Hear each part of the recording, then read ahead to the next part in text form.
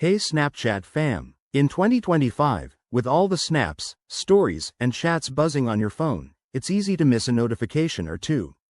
That's why knowing how to access your Snapchat notification history is a game changer. It helps you catch up on what you might have overlooked and stay connected with friends. Today, I'll guide you through the steps on your mobile device, and it's simpler than you think. First off, ensure your Snapchat app is up to date. Head to your App Store, search for Snapchat, and hit update if there's a new version available. This is key because Snapchat rolls out features regularly, and we're talking about the 2025 updates here. Once that's done, open the Snapchat app and log in to your account. Now, tap on your profile icon. That's the one with your Bitmoji or avatar, usually in the top left corner of the screen. This takes you to your profile page. Next, scroll down a bit until you spot the settings gear icon. Go ahead and tap it to enter the settings menu. In settings, look for the Notifications section.